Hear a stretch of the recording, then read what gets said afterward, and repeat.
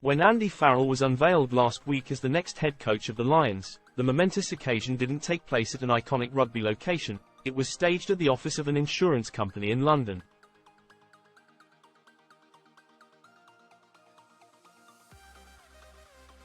Of course, sponsorships are crucial for such an expensive undertaking to the far side of the world.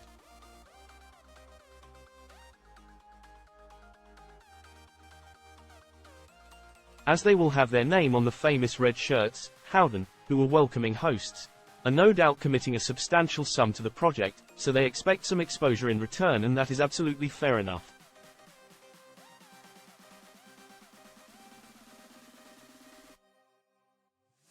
But this column won't be alone in wishing that the 2025 Lions doesn't become an overtly corporate enterprise, rather than a sporting one.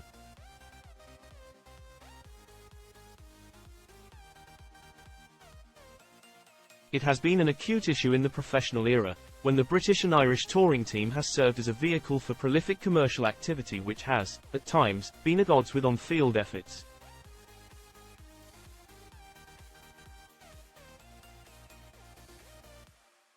In fact, road trips in sponsored vehicles were blamed for Kyle Sinclair and Ross Moriarty suffering back spasms in New Zealand in 2017.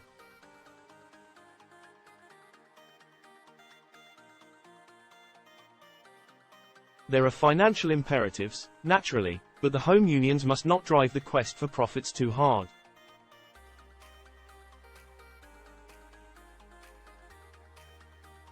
Those who value what the Lions are meant to stand for should keep fingers crossed that commercial considerations are carefully managed to fit in the background, behind what Farrell and the rugby hierarchy seek to achieve down under.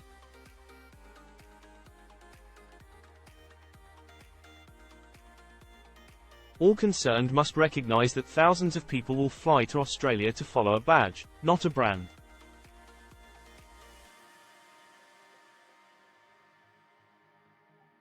They will also follow the passionate man in charge to the ends of the earth, gladly, as Farrell SNR exudes an innate enthusiasm for the four-country touring tradition.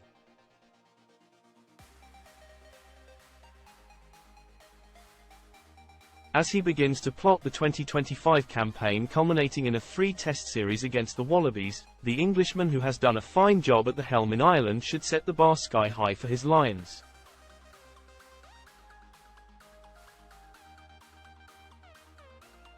Unless the rugby world turns upside down in the intervening 18 months, the visitors will be strong favourites, so they should create their own twist on the 99 call to arms from the 1974 tour of South Africa, but this time make it 9/9.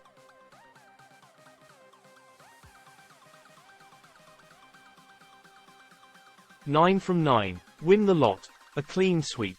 The Lions have a warm-up match against Argentina in Dublin before departure, then they should go hunting for a perfect return, to reflect their superiority.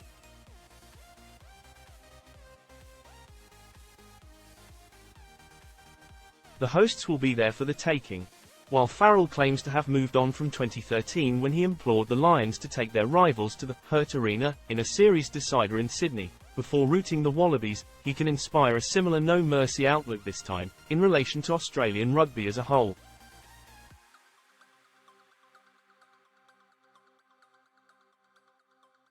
Bring thousands of travelling spectators to drive an upturn in interest and revenue, then take all comers to the cleaners.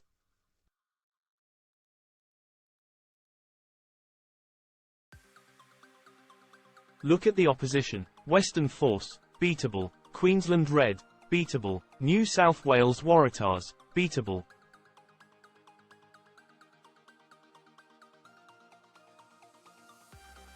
Brumbies, beatable. Anzac 15, beatable, whoever they may be.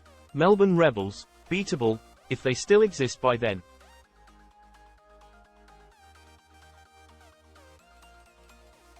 Wallabies, beatable, 3 times.